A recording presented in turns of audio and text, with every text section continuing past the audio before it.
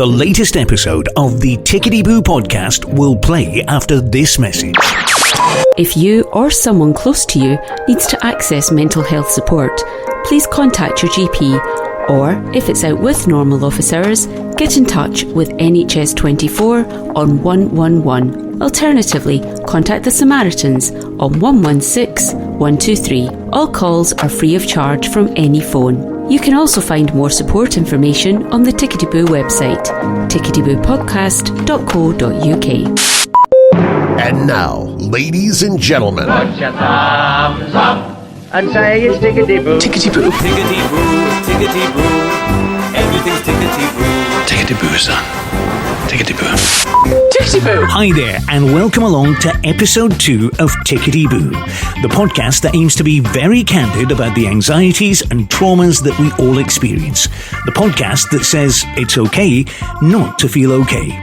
My name's Dougie Jackson, I'm in conversation with therapist Andy Griffiths, and we're talking about anxiety. Now, where did we finish up last time? Let's recap. Everybody's anxiety is their anxiety. The underlying issue is that their anxiety levels are too high.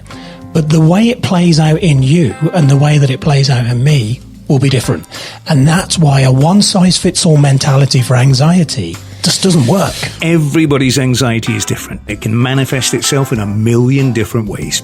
Right, that's a recap. Now, we know it was Andy's trip to hospital with an almost fatal blood clot that started his panic attacks a couple of decades ago. But some of those old feelings reared their head again back in April 2020. Boris came on the TV and asked us all to return home and shut the pubs and bars down. We were going into lockdown. I noticed some very old feelings coming back to the surface that I hadn't felt for quite a long time. And I knew I had to do something. That was my call to action because there was no way I was going back where I'd been. So remembering all the things that I've learned over the years, I went, I need to get busy. I need to do something.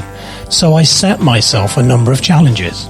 I had to get my brain busy solving problems. So, engage your brain and give that supercomputer in your head something to do. Get it working for you, or else it'll start working against you. What I've noticed is, when I don't give my brain problems to solve, i.e. it's not got stuff to do, it gets busy creating problems, most of which don't really exist. Okay, can you elaborate on that for us? Can you tell us why that actually happens? Our brains tend to have a bit of a negative bias. Very rarely do we go, this is going to go amazing. You know, you're going to be brilliant at this. It's almost like your brain is in the background running these risk assessments all the time going, oh, be careful, don't take too much on here, you know, it probably won't work. That's why we tend not to put ourselves out there. But there's something else interesting, which is this high creative intellect. There's an approximation of what we call the 70 and the 30 percenters. 30% of the world's population, approximately, have what we call highly creative intellect. And what that means is you have an amazing level of imagination, right? We find that people that work in the creative industries, artists, actors, designers, painters, people that can visualize stuff and really see stuff are incredible at manifesting anxiety. Because you think about it, in the absence of real danger, if you're just sat in your house thinking about stuff, you have to have an amazing amount of imagination to create anxiety to the level that you do. And our thoughts fuel our emotions. That's what happens. So this is why the people in the creative industries, they are really, really struggling. So rewinding back to what I said about lockdown, I set myself a load of challenges because I knew if I didn't give my problem-solving machine something to do, it was going to go off and start creating problems. So I created a pile of books I wanted to read. I had some courses I needed to get online. I had some videos I needed to shoot. And I literally filled my day up and went, brain, I am not giving you the bandwidth to go off and start ruminating and creating anxiety. Absolutely fascinating. Now, before we go any further, I think it's really important to flag up that anything said on this podcast is not a substitute for medical advice. Anything that I say is from my personal experience and my experience of helping thousands of people during therapy. But if anyone is listening to this and they are genuinely struggling, please go and speak to your GP. And don't do what I did. Don't disregard that there's something wrong. Yeah, acknowledge you're feeling something. Okay, let's return to the conversation and talk about how routine, or indeed the lack of routine, can intensify those anxious feelings. Our normal daily life has disappeared for now. It's away. And the worst thing you can do to a human being is remove structure and process from their life. Routine out the window. Some people will argue that routine is mundane. Routine is the thing that will keep your brain in line. A lot of people are, I'm sick of routine, they're stuck in the rut doing the same things every day. Look what happened as soon as that was removed. People struggled. So what do you do when your routine's taken away and you're not doing anything? You worry. You ruminate. You think about all the things that could be, maybe, might not ever go wrong, and you start to create anxiety. Anxiety is a future-based condition.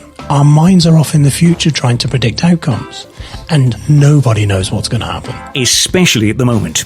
Everywhere you turn, it's bad news. Online, on the TV, in the papers, on the radio. This negative bias is amplifying everything that we're doing. So right now, the majority of the country are feeling excessive anxiety. And because of the circumstances, it's fairly normal to feel that. But as you said, if you just sit there with your anxiety, those feelings will just grow and become overwhelming. So what's the answer? What do? We've got to do something ourselves. We've got to take action. It's about taking control and ownership of, do you know what? I'm struggling with anxiety, and at this point in time, the only person who can do something about that is me. Now, I work with loads of anxiety clients, thousands over the years. I don't take their anxiety away. I show them how to take their anxiety away, because it's their anxiety and they are creating the anxiety. Yes, stuff in the outside world may have manifested it, but it's only them who can stop feeding it. Ownership. Right, this is going on, I need to do something about it. One of the first things you do is get some structure in your day. If you're riddled with anxiety, the worst thing you can do is go and lie down in your bed, alone with your thoughts. Anxiety is going to roll straight over the top of you like a blanket. You've got to get busy. And the problem is that our emotions are so closely tied to our habits. We're creatures of habit. We tend to do the same things at the same time of day, week in, week out. I've got a planner. My days are blocked out, I get up at this time, shower, breakfast, walk, work, making something to eat, watching my box set.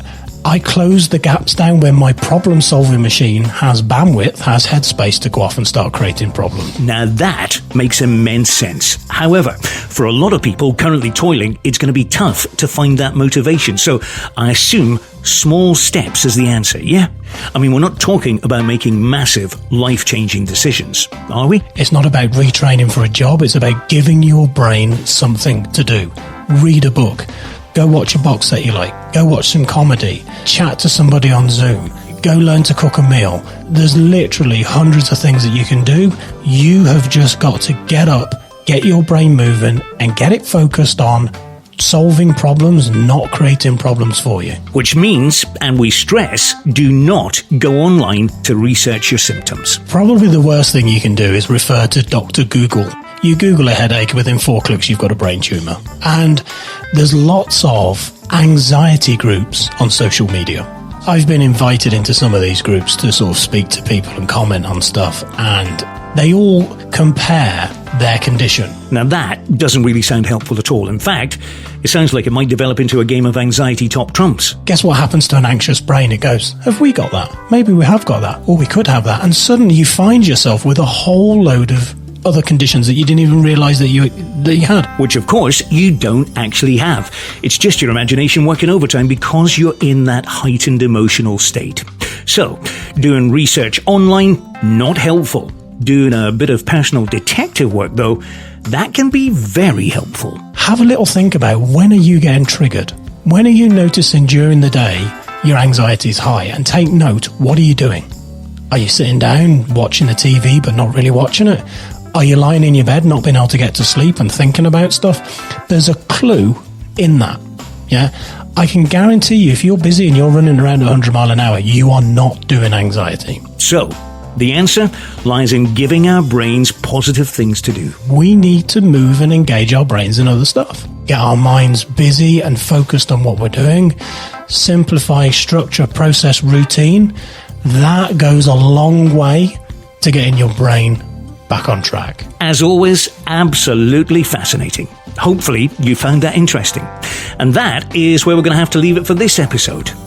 Next time on Tickety Boo, though, little changes in our lives can have a substantial impact on our mental health. If we look after our exercise, our diet, our mindset, our sleep, and our routine, our mental health can improve incredibly. if you have any questions, suggestions, stories, or helpful information, or if you have a media request, please contact us via email on hello@tickety-boo-podcast.co.uk. That's hello@tickety-boo-podcast.co.uk.